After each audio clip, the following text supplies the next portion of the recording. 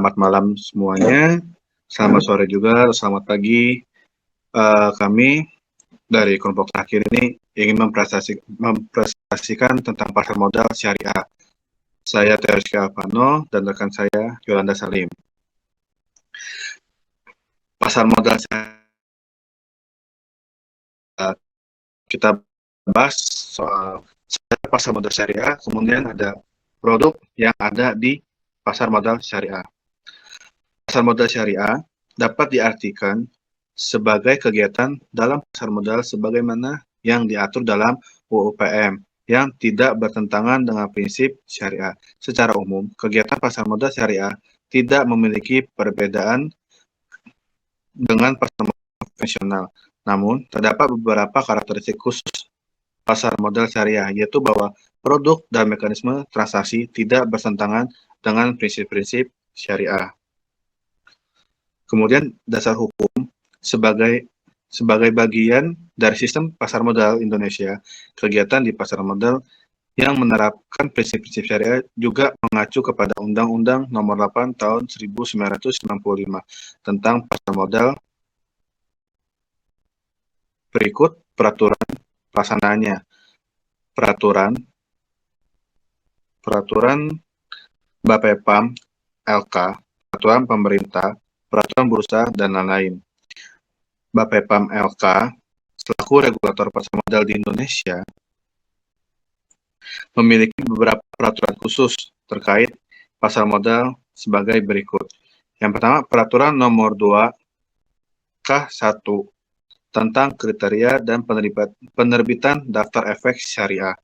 Kedua, peraturan nomor 9A13 tentang penerbitan efek syariah. Peraturan nomor 9A14 tentang akad-akad yang digunakan dalam penerbitan efek syariah. Kemudian, sejarah pasar modal syariah. Sejarah pasar modal syariah di Indonesia dimulai dengan diterbitkannya reksadana syariah oleh PT Danareksa Investment Management pada 3 Juli 1997. Selanjutnya, Bursa Efek Indonesia bekerja sama dengan PT Danareksa Investment Management meluncurkan Jakarta Islamic Index pada tanggal 3 Juli 2000 yang bertujuan untuk memandu investor yang ingin menginvestasikan dananya secara syariah. Dengan hadirnya indeks tersebut, maka para pemodal telah disediakan saham-saham yang dapat dijadikan sarana investasi sesuai dengan prinsip syariah.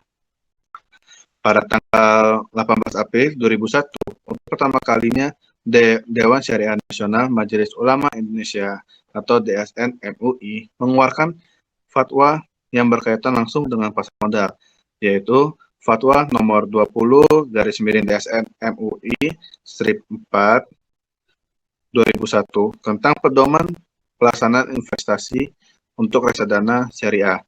Selanjutnya, instrumen investasi syariah di pasar modal terus bertambah dengan kehadirannya obligasi syariah PT Indonesia Tbk pada awal September 2002. Instrumen ini merupakan obligasi syariah pertama dan akad yang digunakan adalah akad mudharabah. Kemudian, perkembangan pasar modal syariah mencapai tonggak sejarah baru dengan disahkannya Undang-Undang Nomor 19 Tahun 2008 tentang Surat Berharga Syariah Negara atau SBSN pada tanggal 7 Mei 2008. Undang-undang ini diperlukan sebagai landasan hukum untuk menerbitkan Surat Berharga Syariah Negara atau Sukuk Negara pada tanggal 26 Agustus 2008. Untuk pertama kalinya pemerintah Indonesia menerbitkan SBSN seri IFR 0001 dan IFR 0002. Pada tanggal 30 Juni 2009, Bapepam LK telah melakukan penyempurnaan terhadap peraturan Bapepam LK nomor 9A13 tentang penerbitan efek syariah dan 2K1 tentang kriteria dan penerbitan daftar efek syariah. Selanjutnya akan dilanjutkan oleh rekan saya.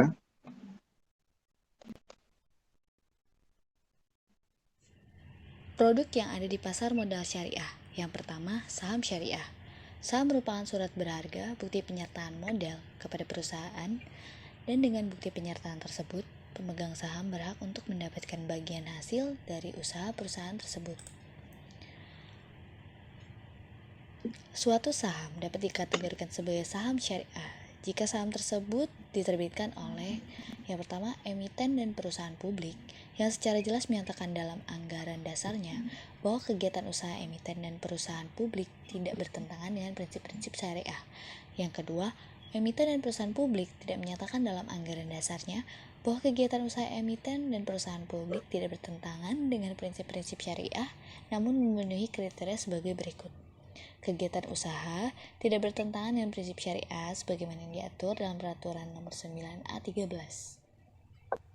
Yang kedua, rasio hutang berbasis bunga dibandingkan total ekuitas tidak lebih dari 82%, dan rasio total pendapatan bunga dan total pendapatan tidak halal lainnya dibandingkan total pendapatan usaha dan total pendapatan lainnya tidak lebih dari 10%.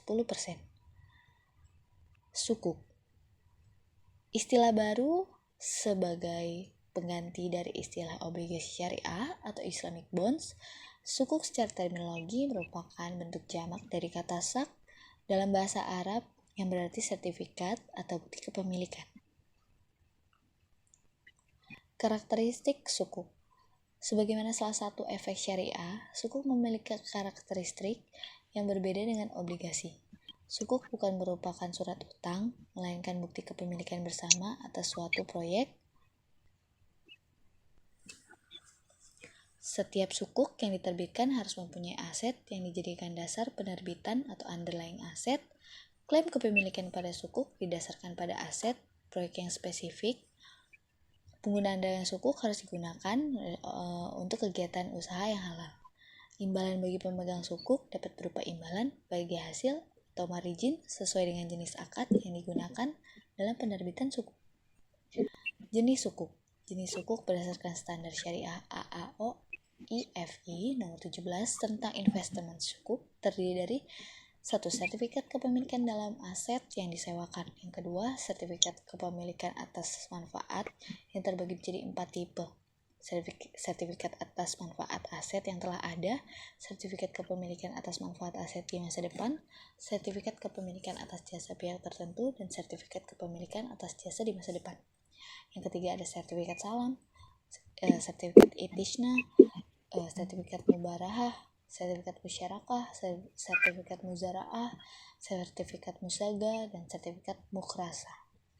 Yang ketiga ada reksadana syariah. Dalam Peraturan Bapepam dan LK nomor 9A13, reksadana syariah didefinisikan sebagai reksadana sebagaimana yang dimaksud dalam UU PM peraturan pelaksanaannya yang pengelolaannya tidak bertentangan dengan prinsip syariah di pasar modal. Seperti halnya wahana investasi lainnya, di samping mendatangkan berbagai peluang keuntungan, reksadana pun mengandung berbagai peluang resiko, antara lain resiko berkurangnya nilai unit penyertaan, resiko likuiditas, resiko wan prestasi, dan resiko politik, dan juga ekonomi. Reksadana syariah sebagaimana reksadana pada umumnya merupakan salah satu alternatif investasi bagi masyarakat pemodal, khususnya pemodal kecil dan pemodal yang tidak memiliki banyak waktu dan keahlian untuk menghitung resiko atas investasi mereka. Reksadana ini pun dirancang sebagai sarana menghimpun dari dana masyarakat yang memiliki modal dan mempunyai keinginan untuk melakukan investasi namun hanya memiliki waktu dan pengetahuan yang terbatas. Sekian presentasi dari kelompok kami, kurang lebihnya kami mohon maaf. Sekian dan terima kasih.